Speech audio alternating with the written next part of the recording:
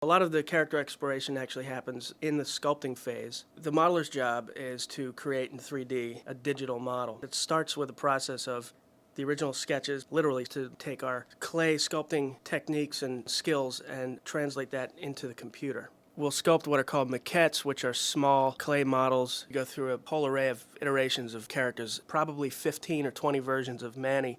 We would sculpt it to a point where we like the character and put it on the shelf, start up another sculpt, do some more exploration. We'll draw lines on the sculpture that represent the geometry of the wireframe model. Once the 3D curves are in the computer, we'll use Maya to connect all the curves to create a surface that represents the final model. There's a lot of time spent tweaking that surface to get it just right so that all the different parts come together. That ability to see a 2D drawing and visualize that in 3D space is critical to developing the character, to bringing the character from 2D to 3D. What was interesting about Ice Age was that we had so many different kinds of creatures to rig that moved in so many different kinds of ways. Each character was a rigging challenge. Rigging is like creating a marionette or a stop-motion armature. Anything an animator might want to move, rigging has to prepare for that. It has to create some sort of control, some sort of handle that you can grab and then cause the leg to twist, the arm to bend, the face to move. We take the final geometry from the modelers. We create a skeleton within Maya, and we use this skeleton to deform the character. There are hundreds, perhaps even, over 1,000, perhaps different things that an animator could possibly animate in the character rig.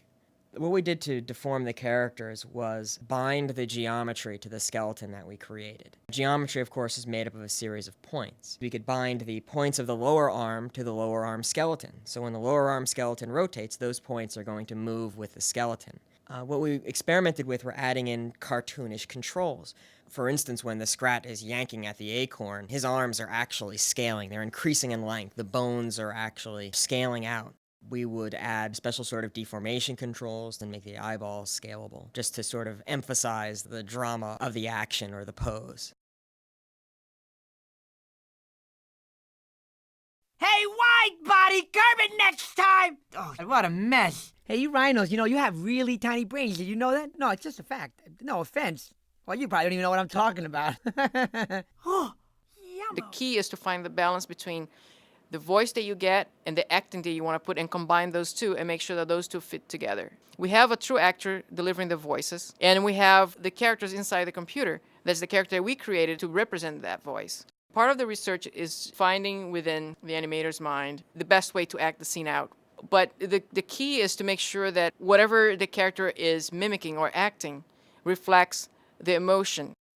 The challenge within acting animation is make sure that we stay true to the characters. I think that's the biggest challenge.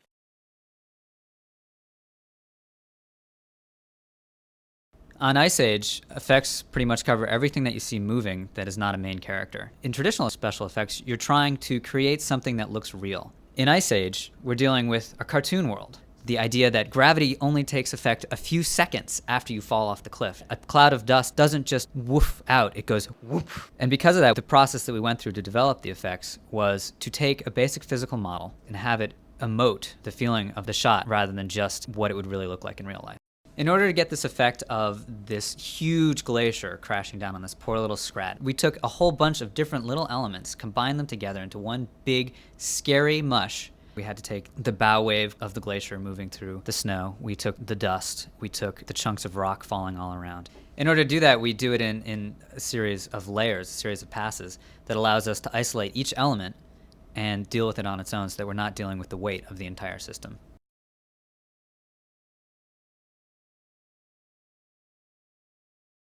TD's place lights, much like in live action, basically defines and gives a characteristic to each of the individual lights. What the materials department does is defines all the material properties of all the different things, like the color and the texture of the skin or the quality of the rock.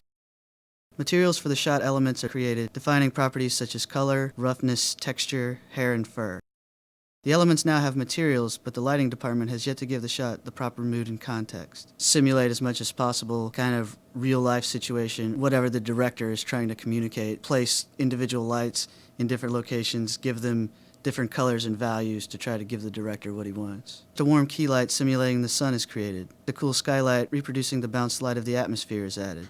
Fill light is added to accentuate character features and readability. Shadows to give things a more dimensional feel, as well as highlights to achieve a wet look. Lastly, subtle shading and compositing techniques give the shot its final look.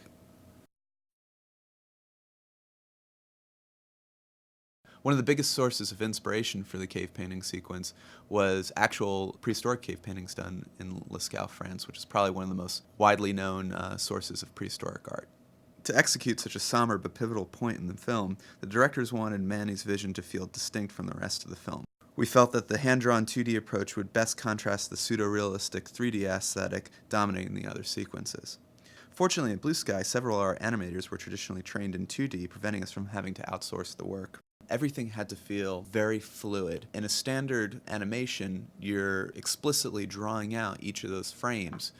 And to get a very fluid feel, you're actually essentially fading from one keyframe to another. This technique is called interpolation. Finally, when the technical director does all the processing, he then takes that hand-animated imagery into a 3D animation program, projects it onto the 3D background. Essentially, the really nice result of this whole process is you get this beautiful hand-animated 2D incorporated directly into 3D elements.